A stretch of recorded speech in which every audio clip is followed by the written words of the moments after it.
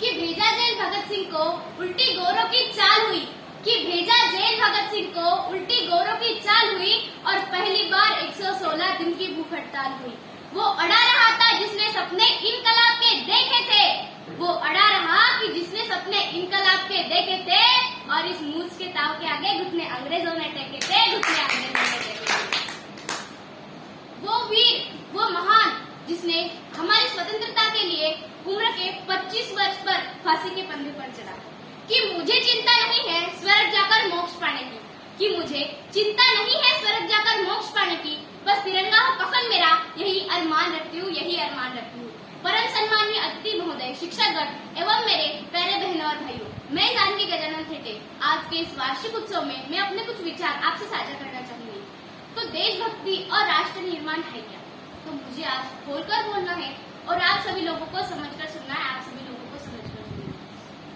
मैं नहीं मानती कि राष्ट्रगान में 52 सेकंड खड़े होकर गाना या फिर वंदे मातरम, भारत माता की जय जैसे जोरों शोरों के नारे लगाना देशभक्ति है।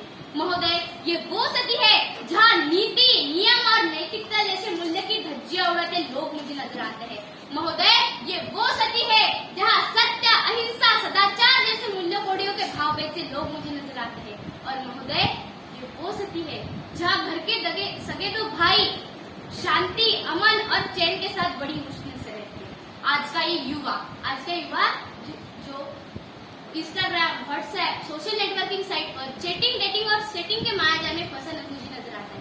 लेकिन मुझे तकलीफ तो तब होती है जबकि आज का नौजवान जिसके कंधों पर जिम्मेदारी है राष्ट्र निर्माण की, समाज के आसन को जोड़कर रखने की, वही नौजवान मुझे पबजी गेम में डूबा और शराब की लत में भीगा नजर आता है। तो मैं युवाओं को कहना चाहूंगी कि मोह निद्रा में सोने वाले लोग अभी वक्त है तुम जाग जाओ, कि मोह निद्रा में सोने वाले लोग अभी वक्त है तुम जाग जाओ।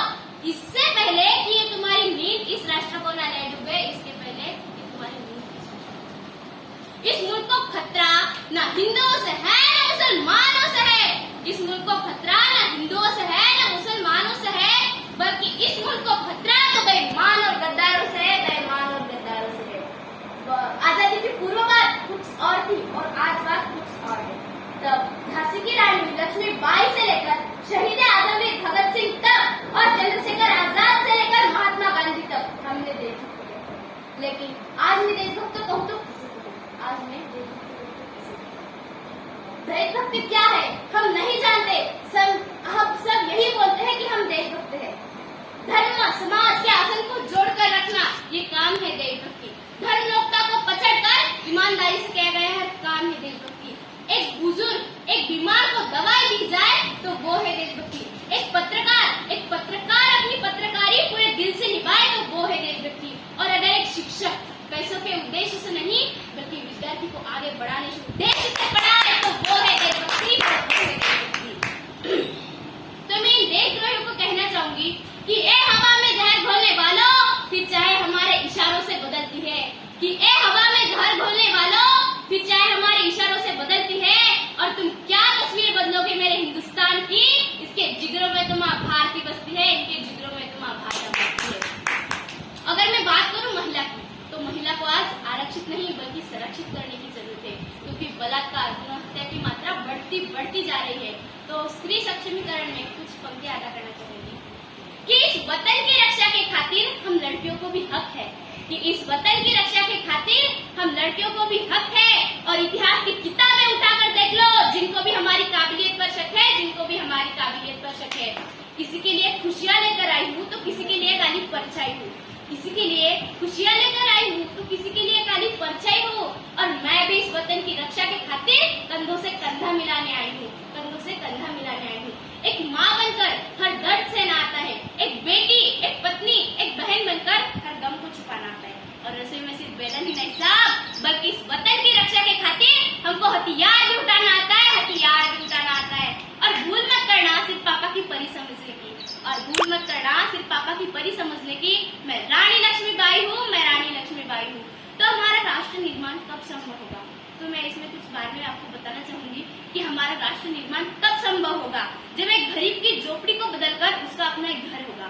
हमारा राष्ट्र निर्माण तब संभव होगा जब हर एक किसान के खेतों में पानी पहुंचाया जाएगा।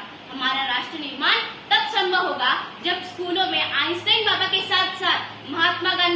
पंडित जवाहरलाल नेहरू, भगत सिंह जैसी महापुरुषों की जीवनी को पढ़ाया जाएगा। और हमारा राष्ट्र निर्माण तब संभव होगा जब हमारा आइडल, हमारा नायक कोई अभिनेता नहीं बल्कि विंग कमांडर अभिनंदन जैसा वीर होगा, विंग कमांडर अभिनंदन जैसा वीर होगा। तो अंत में यही बोलूंगी कि काश मेरी जिंदगी में शरद की कोई ऐसी शाम आए, कि काश मेरी जिंदगी में शरद की कोई ऐसी शाम आए, काश मेरी जिंदगी मेरे वतन के काम आए, काश मेरी जिंदगी मेरे वतन के काम आए। ना खौफ है मौत का, ना आरज़ू है जन्नत की, ना खौफ है मौत का, ना आरज़ू है जन्नत की, बस जिक्र हो कभी शहीदों का तो उनमें भी मेरा एक नाम है, उनमें भी मेरा एक नाम है। जब कोई पूछे मेरे बारे में, जब कोई पूछे मेरे बारे में तो उठाना तिरंगा झंडा, छाती पर हिंदुस्तान लिख देना। और जब कोई पूछे ये पागल थी कौन, जब कोई पूछे ये पागल थी कौन, तो क्रांतिकारियों की चेहरी और इनकलाब का नाम लिख देना।